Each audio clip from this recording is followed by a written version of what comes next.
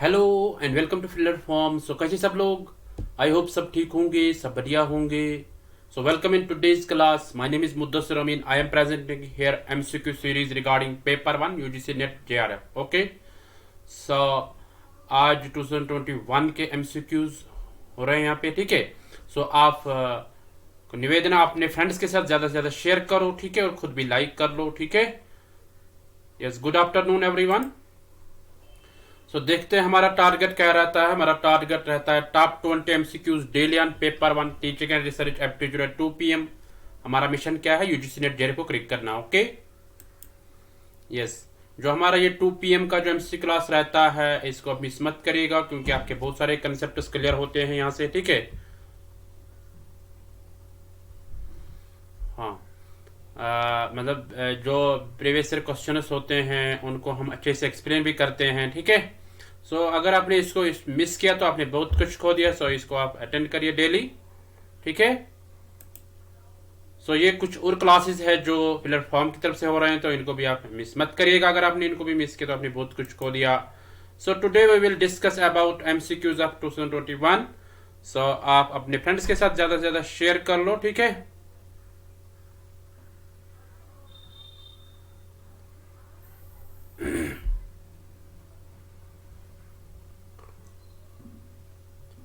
जितना हो सके आप अपने फ्रेंड्स के साथ शेयर कर लो, और उसके बाद हम स्टार्ट करते हैं आज का एमसीक्यू सीरीज, ठीक है। तो थोड़ा सा रुकते हैं, देखते हैं कौन कौन शेयर करेगा। मैं भी शेयर करूंगा, ठीक है।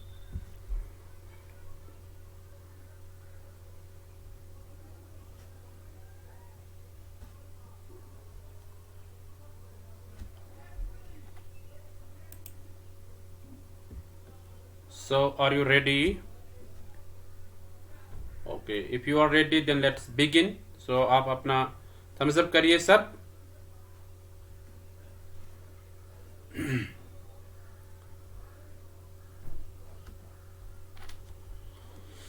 So let's get started. So let's start our today's MCQ series. So ये रहा आपकी स्क्रीन में क्वेश्चन नंबर 1, इसको पढ़ लो और आंसर कर लो। Identify which of the following are the advantages of making hypothesis in research. यानी यहाँ पे आपको बताने हैं कि जब हम रिसर्च में हाइपोथेसिस बनाते हैं तो उसके आपको बताने हैं एडवांटेजेस, ठीक है।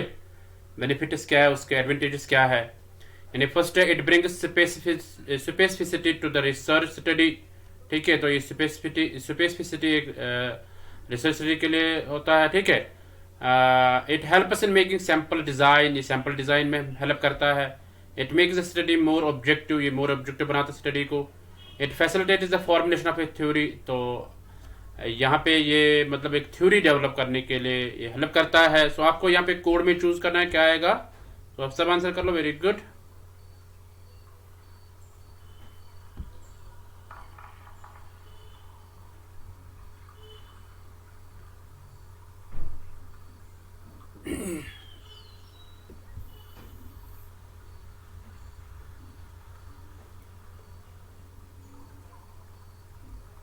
आपको मैं 40 सेकंड्स देता हूँ, ठीक है। हाँ, एवरी क्वेश्चन हैज 40 सेकंड्स। सो आप आंसर कर लो सब। 40 सेकंड्स में सबको आंसर आना चाहिए। चलो थोड़ा सा मैं कम करता हूँ, मैं 30 सेकंड ही रख लूँगा, ठीक है।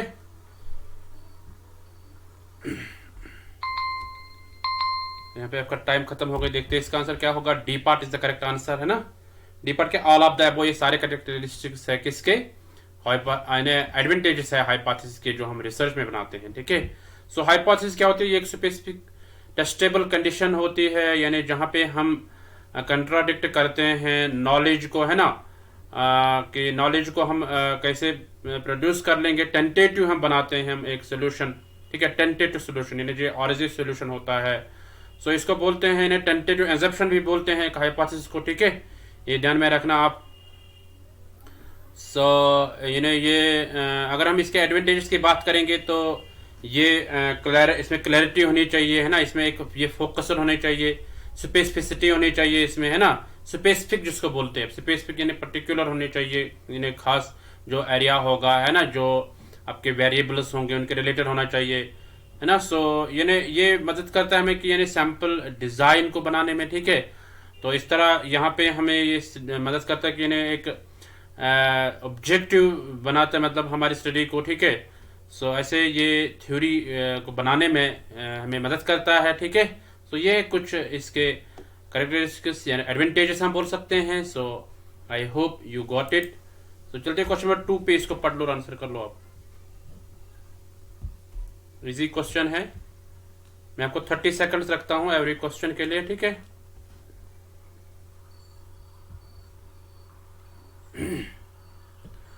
सिक्स 4 332 340 170 178। तो उसके बाद आपको बताना क्या, fill in the blanks with suitable number, यानी कौन सा नंबर आएगा इसमें, 178 97 109 89। आप सब आंसर कर लो।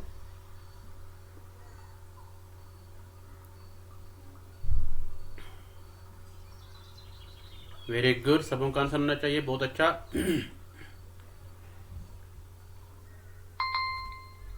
यहाँ पे आपका टाइम खत्म हो गया, देखते हैं इसका आंसर क्या होगा। D part is the correct answer, 89। देखो अभी आपने बोला सर हमें 30 सेकंड, कोई कहता 20 सेकंड में हम आंसर कर लेंगे, कोई बात नहीं, मैं 20 सेकंड भी रख सकता हूँ, ठीक है। सो ये जो 89 इसका कैसे आंसर आएगा देखेंगे इसके बारे में, ठीक है। सो यहाँ पे पहले डिवीजन हुआ है, उसके बाद एडिशन हुआ है, ठीक है। सो पहले डिवीजन कैसे हुआ, यानी 664 जो है 664 जो उसको डिवाइड हुआ है 2 से। तो जब 2 से डिवाइड तो 332 आएगा। तो 332 को जब आंसर आएगा तो नेक्स्ट टर्म थी ये, तो उसके बाद इसको +8 ऐड हुआ तो ये 340 बन गया। उसके बाद 340 को डिवीजन किया गया 2 से, तो 170 बन गया। उसके बाद 170 को +8 किया गया तो 178 बन गया। तो इस तरह 178 को डिवाइड किया गया 2 तो वो 89 बन गया। Okay, so I hope you got it. तो इन्हें पहले डिवीजन किया गया, उसके बाद एडिशन किया गया। ऐसे क्वेश्चन आ जाते हैं कभी कभार, पहले डिवीजन किया होता है फिर सब्ट्रैक्शन, ऐसे पहले एडिशन फिर सब्ट्रैक्शन, एडिशन सब्ट्रैक्शन, ऐसे सीरीज के क्वेश्चंस आ जाते हैं। तो आप इसमें अच्छे से इन्हें कंसंट्रेट करना, ठीक है, कभी भी ऐसे क्वेश्चंस पूछ सकते हैं। So I hope you got it. ये 89 कैसे आएगा, ठीक है। तो चलते हैं क्वेश्चन नंबर 3 पे, इसको पढ़ लो और आंसर कर लो आप। Which of the following phenomena is not a natural hazard, यहाँ पे नेचुरल हजार्ड कौन सा फिनोमिना नहीं है। A wild fire, B a lightning, C a landslide, D a chemical contamination. Natural hazard कौन सा, कुदरती आफत कौन सी नहीं है, ये पता ना आपको।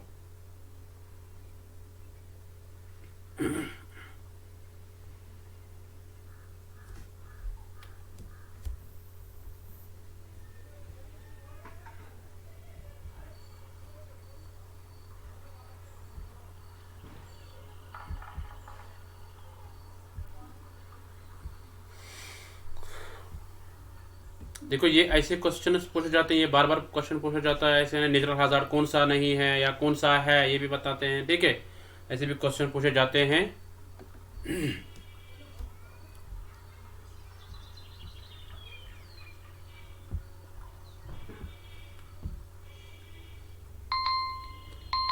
यहाँ पे आपका टाइम खत्म हो गया, देखते हैं इसका आंसर क्या होगा। D part is the correct answer, chemical contamination. Chemical contamination क्या होती है, इसमें केमिकल टॉक्सिक होते हैं ना, टॉक्सिक केमिकल्स होते हैं तो प्लांट्स और एनिमल्स के लिए यूज होते हैं वो, ठीक है। फॉर एग्जाम्पल इसमें नाइट्रोजन यूज होता है, पेस्टिसाइड्स यूज होते हैं, मेटल्स यूज होते हैं, साल्ट्स यूज होते हैं ना, ब्लीच यूज होता है, टॉक्सिन्स यूज होते हैं, जो क्या करते हैं प्रोड्यूस, यानी जो जिनसे आते हैं बैक्टीरिया, इंडस्ट्रियल केमिकल्स आते हैं। तो ये इसका आंसर आएगा। सो ये जो है ये मैंने ह्यूमन बनाता है इसको, ठीक है, मैन मेड है बट नेचुरल हजार्ड नहीं है। सो इसलिए डी इसका आंसर आएगा। Okay, so I hope you, wild fire, lighting, landslide, ये सारे क्या है, नेचुरल हजार्ड। ओके,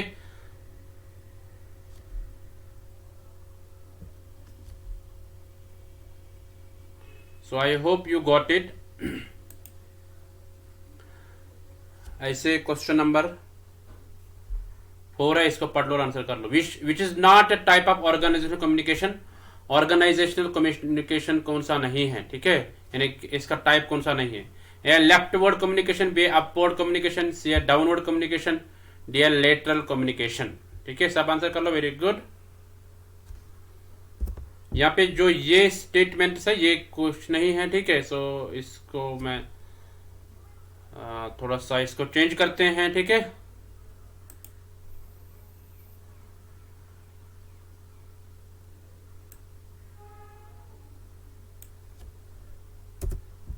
ये वाला क्वेश्चन ऑलरेडी हो गया है।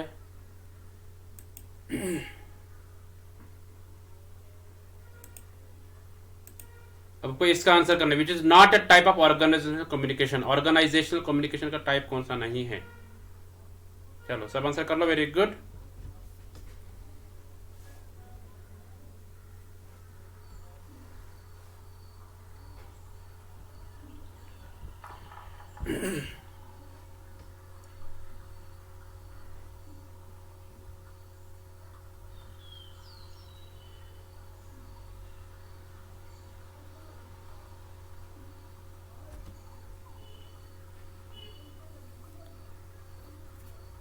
बहुत अच्छा, तुरंत आंसर कर लो सब।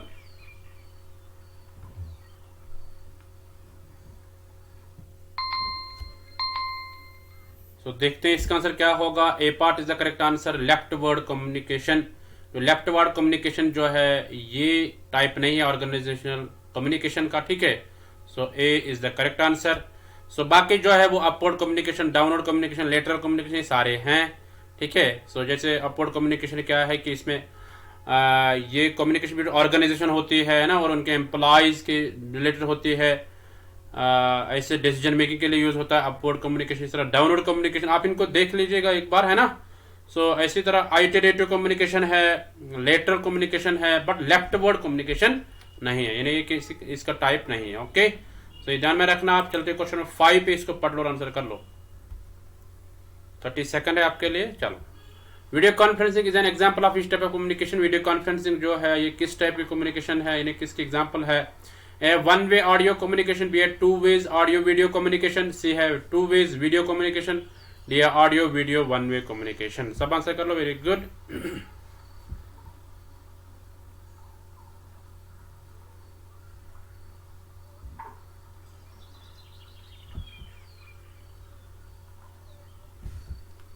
सबों का आंसर आना चाहिए, बहुत अच्छा।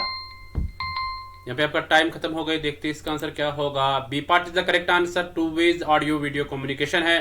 यानी जो वीडियो कॉन्फ्रेंसिंग होती है ये एक इंटरनेट टेक्नोलॉजी होती है ना, जिसमें अलाउ होता है इन्हें यूजर्स को कम्युनिकेट करना आपस में, ठीक है। आपस में वो कम्युनिकेट करते हैं, ठीक है। डिफरेंट लोकेशन से होते हैं, ठीक है। सेम टाइम पे भी होता है, ठीक है, ये भी ध्यान में रखना आप। सो तभी ये मतलब इसमें ऑडियो भी आता है, इसमें वीडियो भी आता है, ठीक है। टू वे होता है, दोनों से आपस में होता है, यानी जो सेंडर और रिसीवर दोनों आपस में मतलब इसमें जुड़े रहते हैं, ठीक है। तो यानी थ्रू इंटरनेट कनेक्शन होता है, मतलब जब इंटरनेट कनेक्शन तब ये पॉसिबल है, ठीक है। सो बोथ सेंडर और रिसीवर जो है वो आपस में देख सकते हैं और आपस में सुन सकते हैं ना कंप्यूटर स्क्रीन पे। So that means it is two ways audio video communication. Okay, so I hope you got it. चलते क्वेश्चन 6 पे, इसको पढ़ लो और आंसर कर लो। Which type of communication is involved in extracting the meaning from the message? यानी कौन सा स्टेप है कम्युनिकेशन का जिसमें हम मीनिंग को एक्सट्रैक्ट करते हैं, यानी मीनिंग को देखते हैं, ठीक है।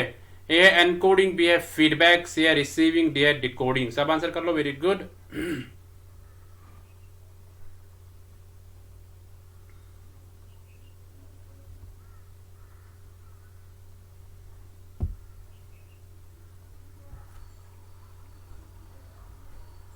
सबों का आंसर आना चाहिए।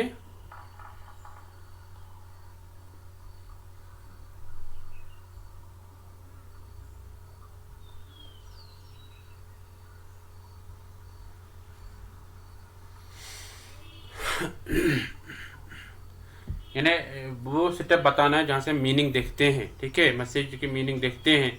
तो ऐसे कौन सा स्टेप है कम्युनिकेशन का, ये बताना आपको। यहाँ पे आपका टाइम खत्म हो गई, देखते हैं इसका आंसर क्या होगा। D part is the correct answer, decoding, ठीक है। सो डिकोडिंग में हम मीनिंग देखते हैं। ओके, सो ये ध्यान में रखना आप।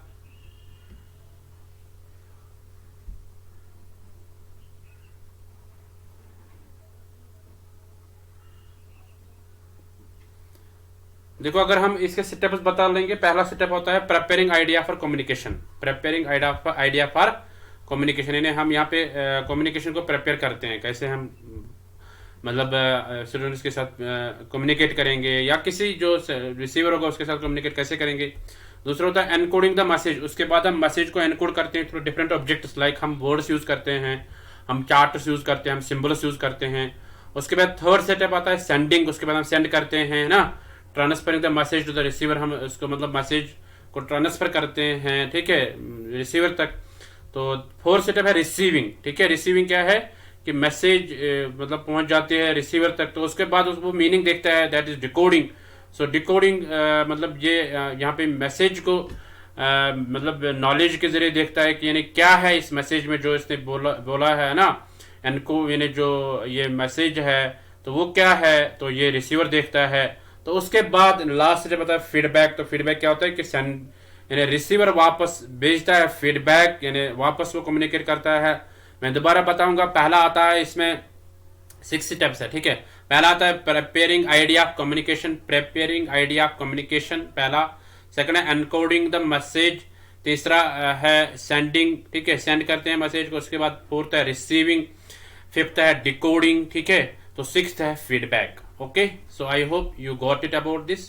तो चलते हैं क्वेश्चन नंबर 7 पे, इसको पढ़ लो और आंसर कर लो। Which type of memory in the computer is non volatile and permanent memory, यानी किस टाइप की मेमोरी जो है वो नॉन वोलाटाइल होती है और परमानेंट मेमोरी होती है, ठीक है। ये बताना है। ए रैम, बी है रोम, सी है हार्ड डिस्क, डी है मैग्नेटिक टैप्स। सब आंसर कर लो, वेरी गुड।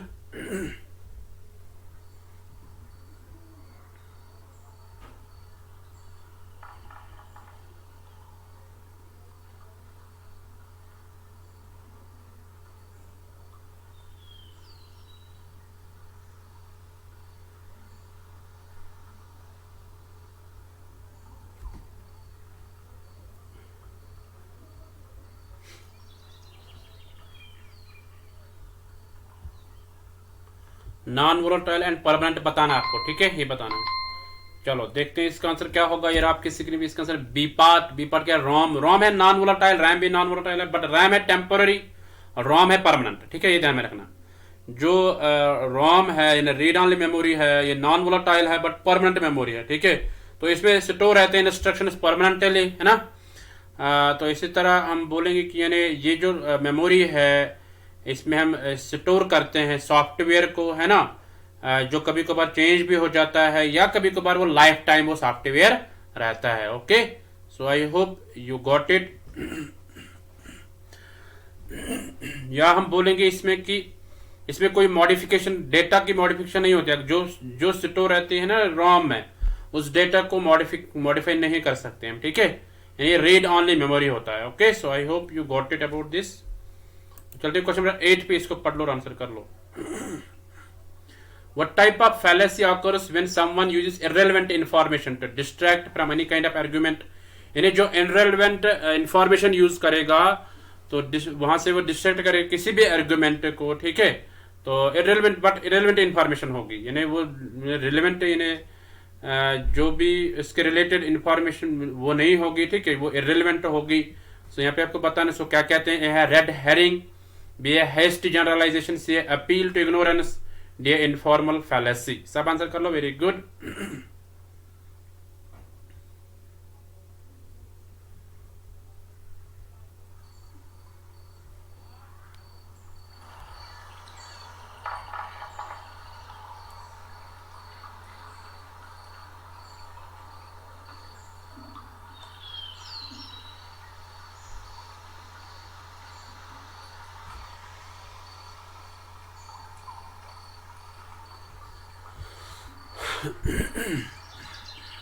बहुत अच्छा, ऐसे आंसर कर लो सब।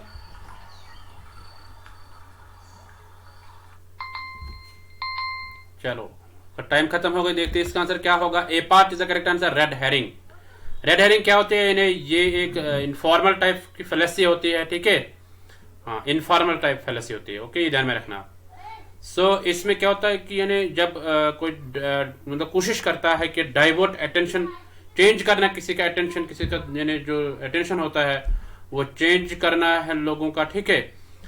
मतलब रियल इश्यू से चेंज करना है, ठीक है। अगर कोई इश्यू होगा तो उस इश्यू के रिलेटेड वो इरेलीवेंट बात कहेगा, ठीक है। हाँ, वो ऐसे बात कहेगा कि जो इरेलीवेंट होगा, यानी जो रिलेवेंट नहीं होगा, उसके रिलेटेड नहीं होगी, ठीक है। सो वो लोगों का अटेंशन जो होगा वो डाइवर्ट कर लेगा, that is called red herring. Okay, आप सुनते हैं कभी बीच में अभी कोई मतलब कमेंट करता है, कमेंट सेक्शन में वो कुछ और ही बोलता है, ठीक है। वो बोलता है हाँ how are you all, but यहाँ पे क्लास चल रहा है, ठीक है। सो ऐसे जो वो बीच में आ गया है ना, तो वो क्या बन गया है, वो रेड हेरिंग बन गई है, ठीक है। वो इरेलीवेंट इंफॉर्मेशन है, यानी जो बीच में बोलेगा कुछ और बोलेगा, है ना, चल रहा है कुछ और तो वो कुछ और बोलेगा, that means that is red herring. Okay, so I hope you got it. चलते क्वेश्चन नंबर 9 पे, इसको पढ़ लो और आंसर कर लो।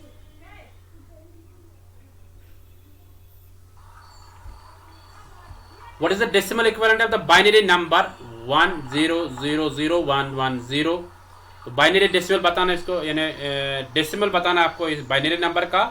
Choose the correct answer from the given below options. In options में चूज करना है आपको। 102 ए है, बी है 70, सी है 152, डी है 52। सब आंसर कर लो, वेरी गुड।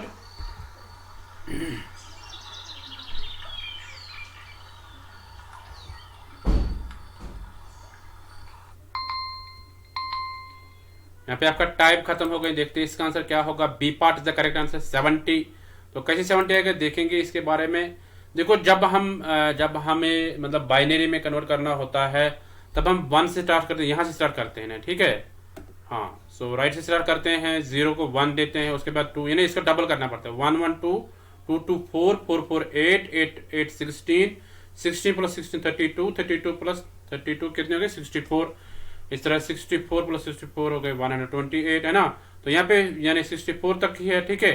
सो ऐसे आप कन्वर्ट कर सकते हैं। अब यहाँ पे इसको मतलब एडिशन करना है, या 1 है 64 के अंदर, है ना। तो 64 प्लस 4 कितने हो गए हैं, हाँ, तो वो हो गए 68। 68 प्लस 2 कितने हो गए ना 1 को हमें मतलब इसको काउंट करना है।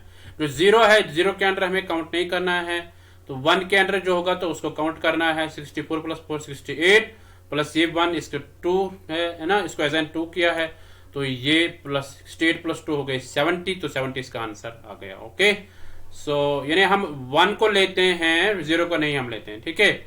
So 70 is the correct answer. Okay, so I hope you got it. So ऐसे आपको करना पड़ेगा, ठीक है। तो ऐसे क्वेश्चन पूछे जाते हैं, इनको आप रट लो, ठीक है। तो चलते क्वेश्चन नंबर 10 पे, इसको पढ़ लो और आंसर कर लो। What should come at the last of the given letter sequence. Last पे क्या आएगा, ठीक है, एफ एफ, है ना। ऐसे चलो मैं टाइमर लगा देता हूं, आप आंसर कर लो। F F U E V V D D W C X X B B Y. यहाँ पे आपको बताना है लास्ट पे क्या आएगा। क्या जेड ए आएगा, बी है ए जेड आएगा, सी है ए जेड जेड आएगा, डी है जेड ए जेड ये आएगा। तो आप आंसर कर लो सब।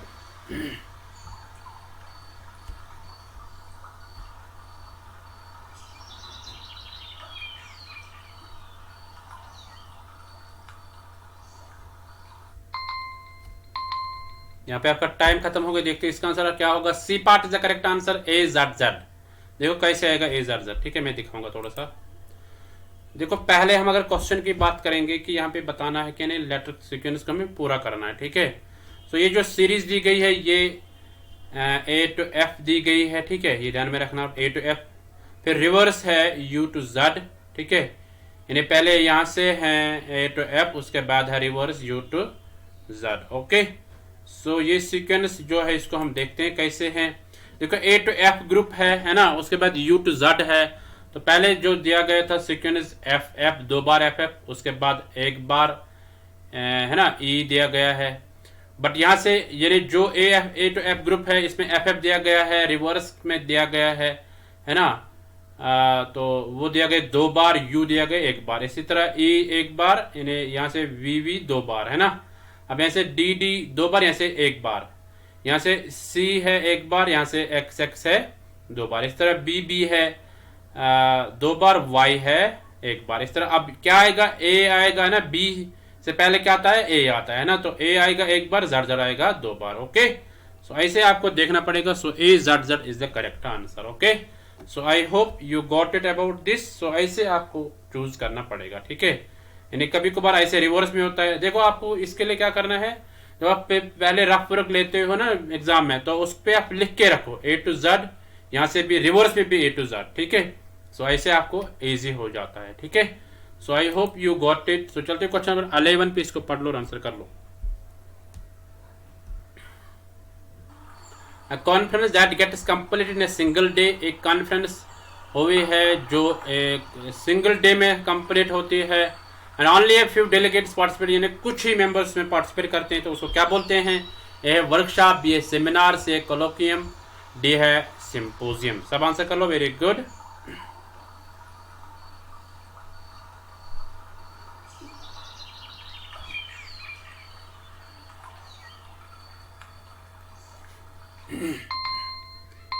यहाँ पे आपका टाइम खत्म हो गया, देखते हैं इसका आंसर क्या होगा। D part is the correct answer, symposium. तो सिंपोजियम क्या है? ये मतलब एक कॉन्फ्रेंस होता है ना, इसमें कम होते हैं, मतलब कम पार्टिसिपेंट्स होते हैं, एक सिंगल टॉपिक को डिस्कस किया जाता है, ठीक है, या सिंगल एक सब्जेक्ट को डिस्कस किया जाता है एक सिंगल डे में। सो ये एक मतलब लिटिल मतलब पार्टिसिपेंट्स होते हैं, बहुत कम पार्टिसिपेंट्स होते हैं इसमें दैन कॉन्फ्रेंस, यानी कॉन्फ्रेंस से भी। सो इसको हम मतलब इसको हम यानी जो कॉन्फ्रेंस होते हैं ना, ये कॉन्फ्रेंस यानी जो जैसे सेमिनार वर्कशॉप, इसमें बहुत सारे आते हैं। सिंपोजियम में कम पार्टिसिपेंट्स होते हैं, बट मतलब ये कम टाइम के लिए भी होता है कभी कभार। Okay, so I hope you got. जैसे ये यहाँ पे 1 डे के लिए होता है ना, एक स्पेशल सब्जेक्ट यहाँ पे लेते हैं, स्पेशल टॉपिक यहाँ पे डिस्कस होता है। Okay, so I hope you got it. चलते क्वेश्चन नंबर 12 पे, इसको पढ़ लो और आंसर कर लो। Which of the following phrase best describe epistemology? तो एपिस्टेमोलॉजी को इसमें कौन सा फ्रेज डिस्क्राइब करता है? A way of knowledge, B study of times, या nature of knowledge, D all three. चलो सब आंसर कर लो, वेरी गुड।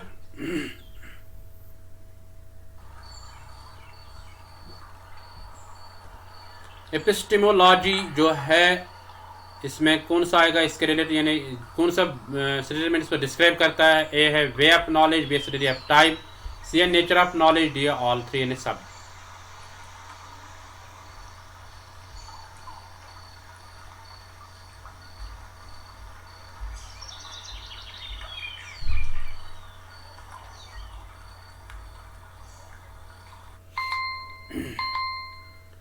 देखो यहाँ पे आपका टाइम खत्म हो गए हैं, देखते हैं इसका आंसर क्या होगा। C part is correct, nature of knowledge.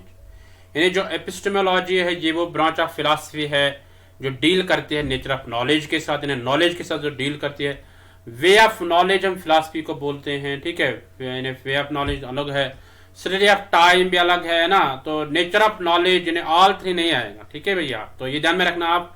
All three is not correct answer, correct answer is nature of knowledge. Okay, so ये फिलोसफिकल स्टडी है, ठीक है, जो ओरिजिन दिखाता है नॉलेज का, what is the origin of knowledge, है ना, नेचर ऑफ नॉलेज या ह्यूमन नॉलेज को डिस्क्राइब करता है, ठीक है। सो वर्ड एपिस्टेमोलॉजी जो डिराइव्ड हुआ है ग्रीक वर्ड से एपिस्टीम्स, ठीक है, जो एपिस्टेमोलॉजी जो है ये एक ग्रीक वर्ड से निकला है जिसको कहते हैं एपिस्टीम, EPISTEME। सो अगर आपको ध्यान में रखना है कि कहां से आ गया एपिस्टेमोलॉजी, मैं दोबारा बताऊंगा, ग्रीक वर्ड एपिस्टीम, एपिस्टीम, ठीक है, जिसका मतलब है knowledge and reason, knowledge and reason. So I hope you got it about this epistemology. So nature of knowledge is the correct answer. मैं दोबारा बताऊंगा, ये ग्रीक वर्ड से आ गया एपिस्टीम से, जिसका मतलब है नॉलेज एंड रीजन, ठीक है। चलो देखते हैं क्वेश्चन 13 पे, इसको पढ़ लो और आंसर कर लो। Ethics norms for research does not provide any guidance related to, यानी जो एथिक्स नॉर्म्स है रिसर्च के रिलेटेड, तो यहाँ पे आपको बताना है does not provide any guidance related to, यानी किसके रिलेटेड वो गाइडेंस नहीं करता है। ये पेटेंट पॉलिसी, बी है प्लेजरिज्म, सी है कॉपीराइट इश्यू, डी है थीसिस फॉर्मेट। सब आंसर कर लो, वेरी गुड।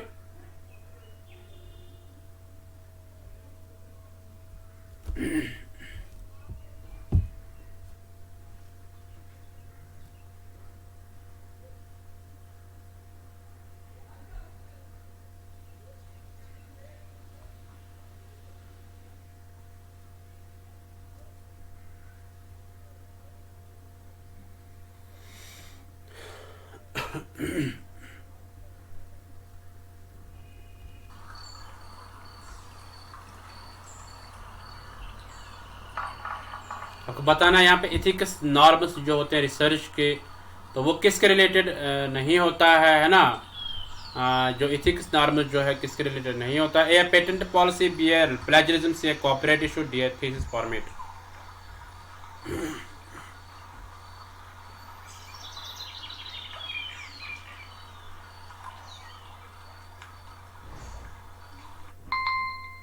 तो यहाँ पे आपका टाइम खत्म हो गई। देखते हैं इसका आंसर क्या होगा। ये रहा आपके स्क्रीन पे इसका आंसर डी पार्ट। तो D part is the correct answer, thesis format. जो थीसिस फॉर्मेट है इसके रिलेटेड कोई गाइडेंस नहीं है इथिक्स या नॉर्म्स की। यानी जो इथिक्स नॉर्म्स जो है ये हमें फराहम करता है, प्रोवाइड करता है गाइडेंस किसके रिलेटेड, पेटेंट पॉलिसी के रिलेटेड है ना, प्लेजरिज्म के रिलेटेड, इस तरह साइटेशन के रिलेटेड है, ऑथेंटिसिटी ऑफ वर्क उसके रिलेटेड है, ठीक है, कॉपीराइट इश्यूज जो है उसके रिलेटेड इथिक्स हम प्रोवाइड होते हैं। तो बट थीसिस राइटिंग के लिए जब हम थीसिस लिखते हैं, थीसिस फॉर्मेट कैसे होना चाहिए, तो उसके रिलेटेड हमें यहाँ पे कोई इथिकल नॉर्म्स नहीं होते, इन्हें इसमें इथिकल नॉर्म्स कवर नहीं होते हैं। सो इसीलिए यानी ये रिसर्च मेथोडोलॉजी सिखाता है हमें कि थीसिस फॉर्मेट कैसे होनी चाहिए, ठीक है, बट इथिकल नॉर्म्स नहीं होते इसमें। Okay, so I hope you got it about this. तो चलते हैं क्वेश्चन नंबर 14 पे, इसको पढ़ लो और आंसर कर लो। असर्शन रीजन टाइप का क्वेश्चन है। The department of school education and literacy is maintained and control by MHRD। जो डिपार्टमेंट ऑफ स्कूल एजुकेशन और लिटरेसी है उसको मेंटेन और कंट्रोल कौन करता है, minister of human resource development, जिसको मिनिस्ट्री ऑफ एजुकेशन कहते हैं। अब के बार अब जब NEP 2020 आ गया है, ठीक है। सो रीजन क्या है, it emphasise the universalisation of education. So ये मतलब ज्यादा फोकस करता है, ज्यादा जोर किस पे देता है कि यूनिवर्सलाइजेशन ऑफ एजुकेशन पे। ओके, सो अब आपको यहाँ पे बताना है कि both A and R are true and R is the correct explanation of A, B both A and R are true and R is not the correct explanation of A, C A is correct but R is not correct, D A is not correct but R is correct. सब answer कर लो, very good.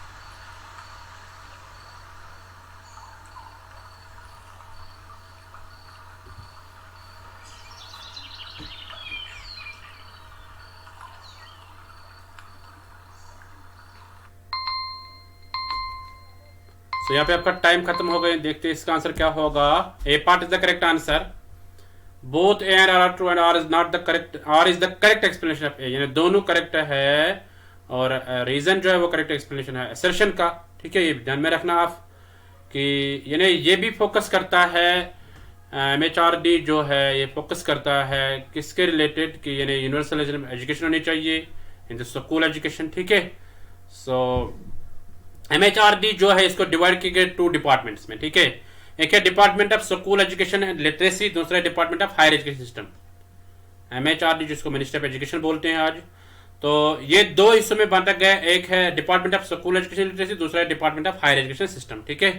तो department of school education literacy जो है ये school education के related यानी उसके डेवलपमेंट कैसे होनी चाहिए, ठीक है। हाँ, तो उस पे ये मतलब उसकी रेस्पॉन्सिबिलिटी है ये, ठीक है, इस डिपार्टमेंट की। सो ये फोकस करता है स्कूल एजुकेशन लिटरेसी डिपार्टमेंट जो है, तो ये फोकस किस पे करता है, यूनिवर्सलाइजेशन ऑफ एजुकेशन, ठीक है। सो यूनिवर्सलाइजेशन एजुकेशन का मतलब क्या है कि एजुकेशन होनी चाहिए अवेलेबल हर एक के लिए, जो भी एज ग्रुप में आता है 6 to 14 जो एज ग्रुप है उनको एजुकेशन पहुंचनी चाहिए, ठीक है। हाँ, सो मतलब हर एक बच्चा जो है इस एज ग्रुप में तो उसको प्राइमरी एजुकेशन या एलिमेंट्री एजुकेशन मिलनी चाहिए, ठीक है। सो लिटरेसी रेशियो जो होता है किसी स्टेट का कंट्री का, इसको डिटरमाइन किया गया है इसी स्कीम के थ्रू, ठीक है, इसी प्रैक्टिस के थ्रू यूनिवर्सलाइजेशन ऑफ एजुकेशन, ठीक है। यानी हर एक स्टेट, हर एक मतलब जो राज्य है तो वहां से मतलब हर एक बंदा जो होना चाहिए वो लिटरेट होना चाहिए, ओके। तो जब उनको बेसिक एजुकेशन मिलेगी, है ना, NLM नेशनल लिटरेसी मिशन जो है, FLN foundation literacy and numeracy की जब उसको पता होगा पूरा, है ना, तो तब हम उसको लिटरेट कह सकते हैं, ठीक है। हाँ, सो दैट मीन्स कि ये दोनों सही है और रीजन जो है इसका करेक्ट ऑप्शन है, okay. So I hope you got it. So चलते क्वेश्चन 15 पे, इसको पढ़ लो और आंसर कर लो।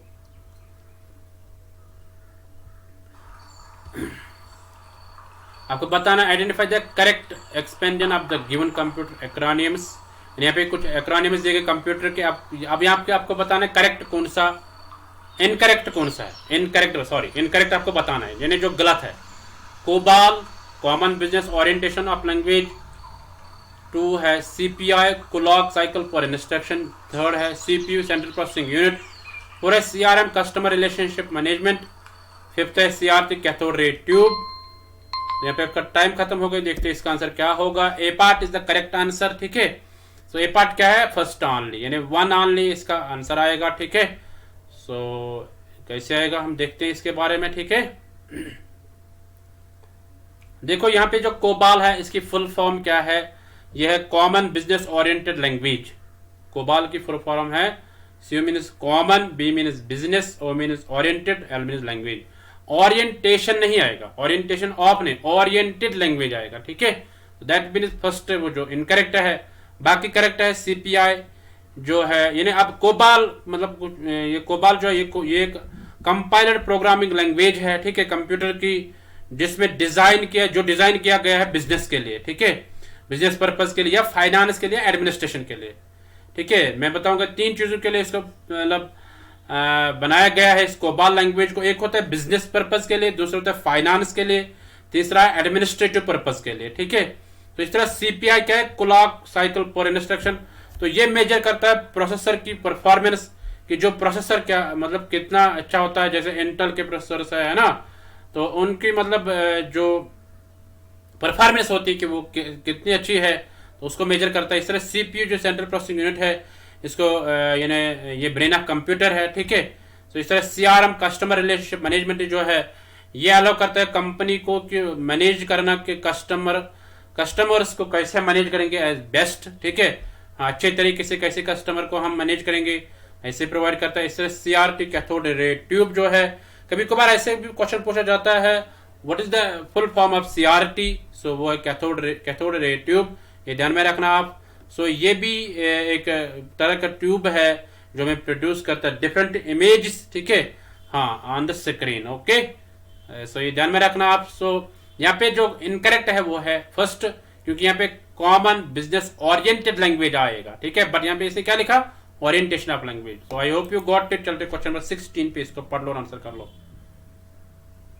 देखो कुछ बंदे जो होते हैं ना, वो बोर हो जाते हैं कि सर कभी कभार रिपीट भी करता है ना, क्योंकि ऐसे हमें बताना हर एक को समझ में आना चाहिए, ठीक है।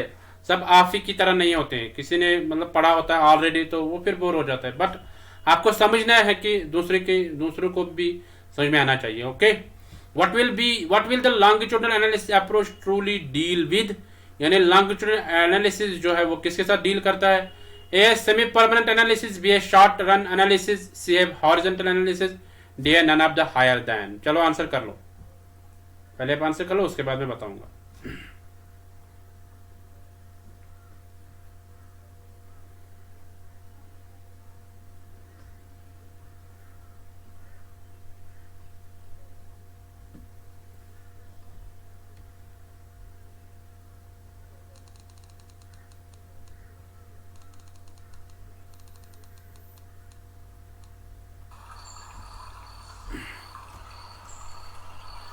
सबों का आंसर आना चाहिए, बहुत अच्छा।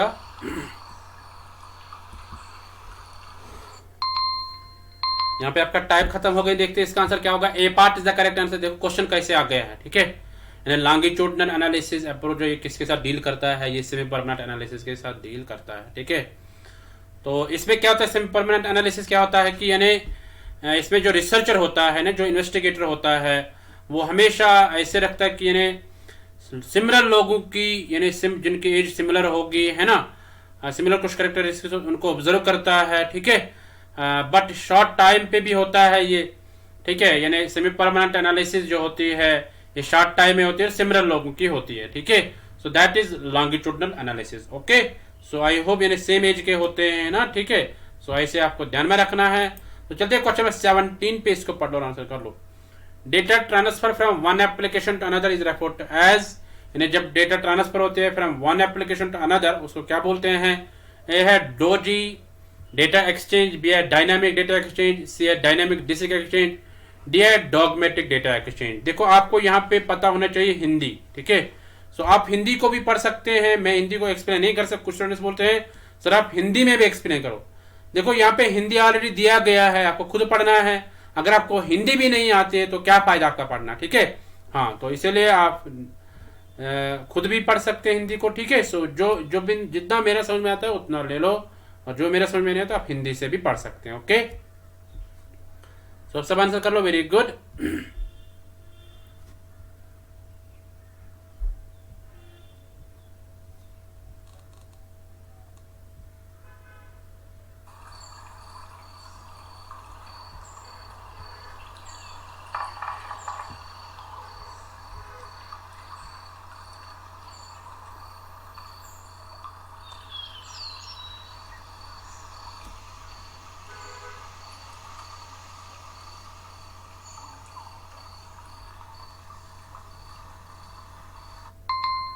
यहाँ पे आपका टाइम खत्म हो गई। देखते हैं इसका आंसर क्या होगा। B part is the correct answer. Dynamic data exchange को बोलते हैं, ठीक है।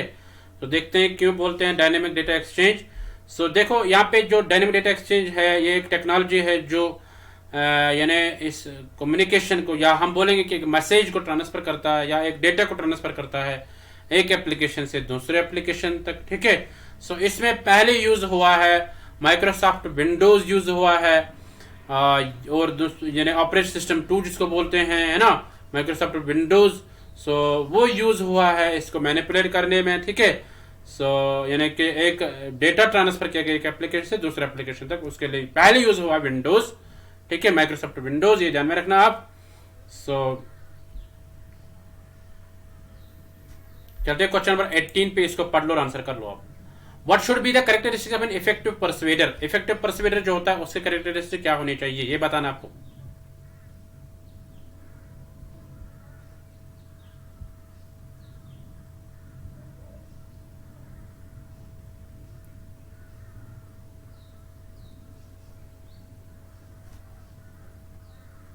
परसुएडर उसको बोलते हैं यानी जो दूसरे को मोटिवेट करेगा अच्छे से, ठीक है। यानी जो दूसरे को ऐसे मोटिवेट करेगा कि वो एक्सेप्ट करेगा किसको, इंफॉर्मेशन को, या आप यानी कम्युनिकेशन को एक्सेप्ट कर लेगा, ठीक है।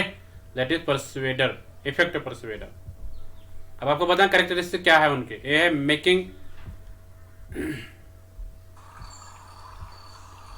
Making a logical argument, B है अडॉप्टिंग इमोशनल अपील, सी है प्रेजेंटिंग आइडियाज इफेक्टिवली, डी है ऑल द अबव।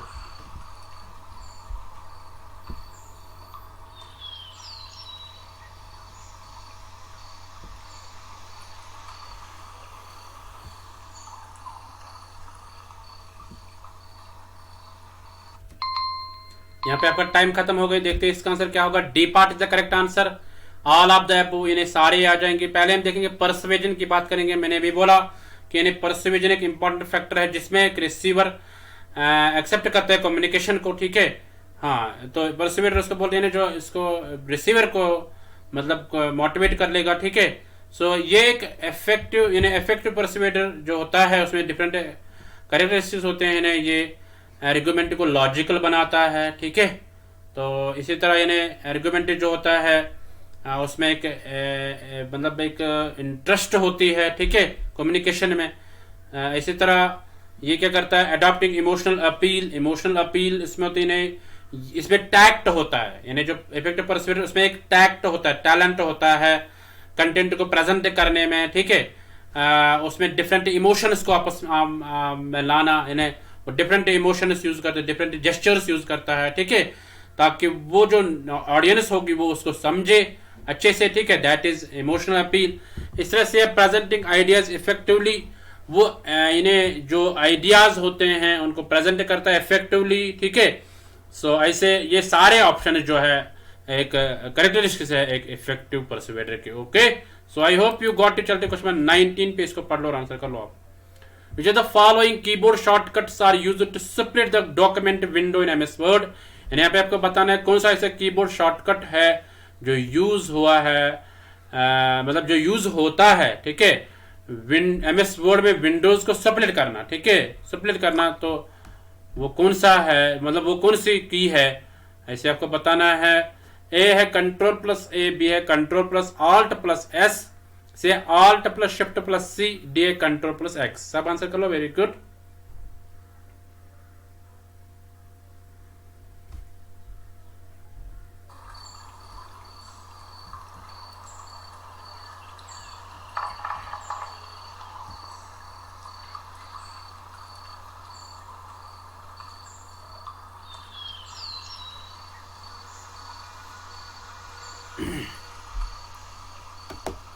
सबों का आंसर आना चाहिए। बहुत अच्छा। यहाँ पे आपका टाइम खत्म हो गया। देखते हैं इसका आंसर क्या होगा। B part is the correct answer. Control plus alt plus S. देखो अगर हम इनकी मतलब फंक्शन देखें, कंट्रोल प्लस ए क्या होता है, जब हम वर्ड में कुछ लिखते हैं, अगर हमें पूरा डॉक्यूमेंट सिलेक्ट करना होगा तो हम कंट्रोल प्लस ए करते हैं, ठीक है। सो कंट्रोल प्लस ए एक शॉर्टकट की है किसके लिए, कि अगर हमें डॉक्यूमेंट पूरे बोर्ड में पूरे डॉक्यूमेंट को सिलेक्ट करना होगा, ठीक है, इन्हें पूरे बोर्ड को कवर करना होगा, सिलेक्ट करना होगा, ठीक है। इस तरह अगर हम इसकी बात करें, आल्ट प्लस शिफ्ट प्लस सी, आल्ट प्लस शिफ्ट प्लस सी से क्या होता है कि यानी इससे हम जो स्प्लिट होता है ना डॉक्यूमेंट वर्ड में, उसको अगर हमें स्प्लिट फॉर्म में नहीं रखना है, उसको हमें रिमूव करना है नहीं, ठीक है, स्प्लिट फॉर्म में, तब हम आल्ट प्लस शिफ्ट प्लस सी रखना होगा, ठीक है। अगर हमें स्प्लिट करना होगा डॉक्यूमेंट को, तब हम control plus alt plus S use करेंगे, ठीक है। तो इस तरह कंट्रोल प्लस एक्स किसके लिए हम यूज करते हैं, हम कट के लिए यूज करते हैं, ठीक है। फॉर एग्जाम्पल मैंने कुछ डेटा, ये फॉर एग्जाम्पल मैंने कुछ वर्ड सिलेक्ट किए, अब अगर मैंने उसको कट करना है, फिर दूसरी जगह पेस्ट करना होगा, तब मैं कंट्रोल प्लस एक्स करता हूं, तो वो क्या होता है, वो वहां पे कट होता है। Okay, so I hope you got it. तो चलते हैं क्वेश्चन नंबर 20 पे, इसको पढ़ लो और आंसर कर लो।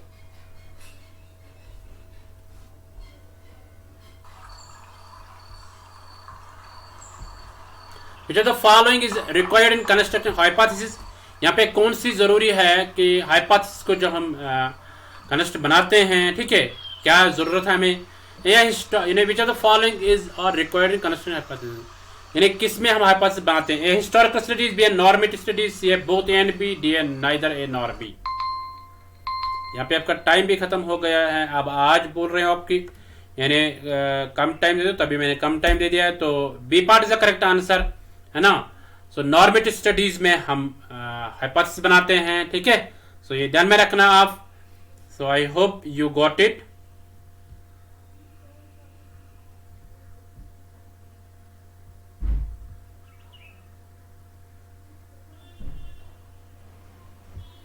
जो हिस्टोरिकल स्टडीज होती है उसमें हम बनाते नहीं है हाइपोथेसिस को, ठीक है। जो इसमें जो ये नॉर्मेटिव स्टडीज होते हैं, इसमें हम एजम्पशन बनाते हैं, ठीक है। हाँ,